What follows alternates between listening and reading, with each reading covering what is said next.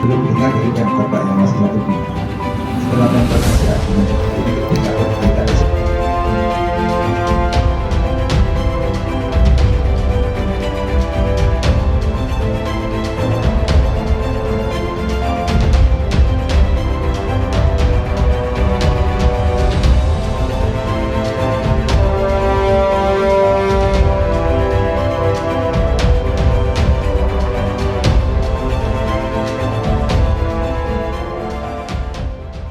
ini Mas ya, sehubungan dengan edaran dari PD Pasar melakukan suatu pelarangan untuk penjualan unggas hidup. Unggas hidup kan gitu ya.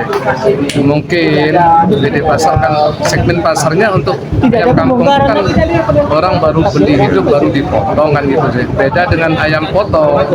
Kalau ayam potong itu kan memang segmen pasarnya dipotong dulu baru dijual.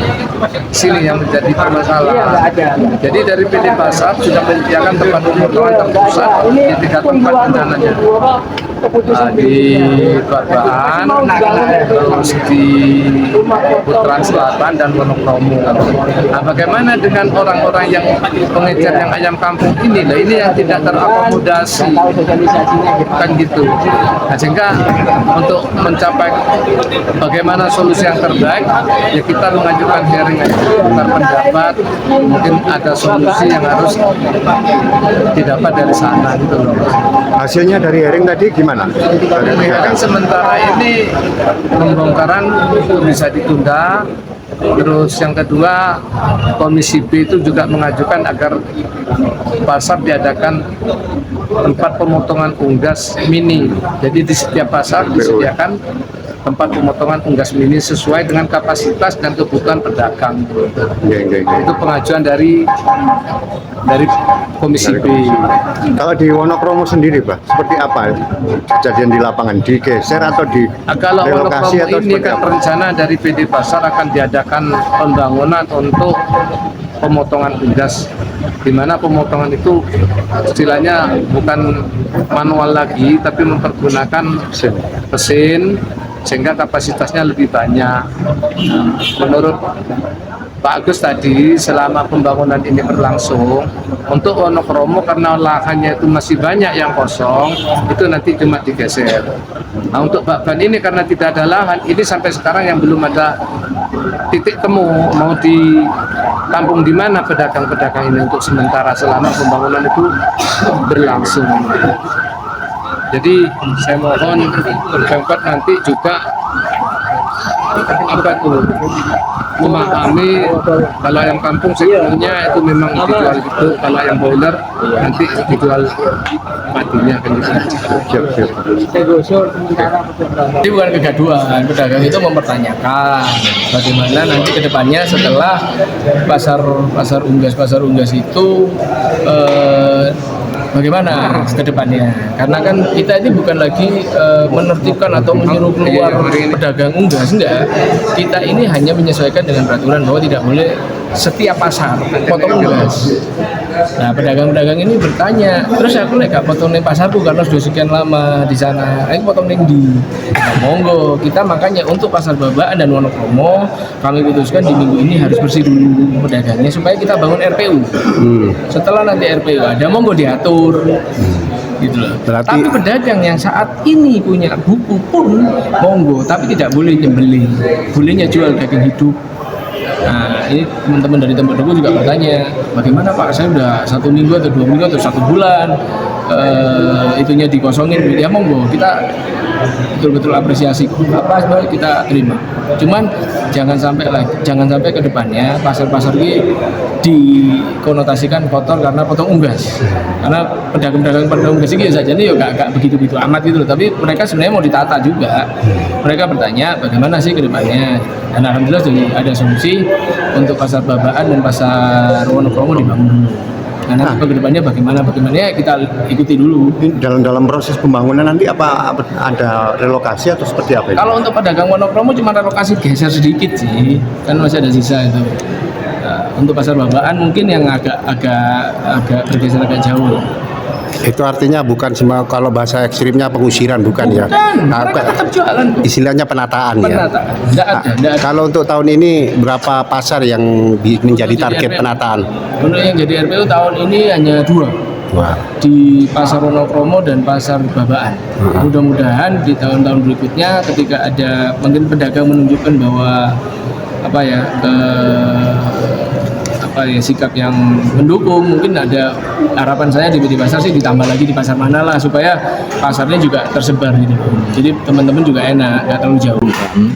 Keresahan dari para pedagang unggas di pasar di kota Surabaya, karena pemerintah kota sudah menyediakan dan membangun rumah potong unggas, dan rumah potong unggas ini ternyata memang tidak bisa mencukupi kalau warga atau pedagang unggas tadi memotongkan di sana, karena kapasitasnya baru 5.000 ekor setiap hari.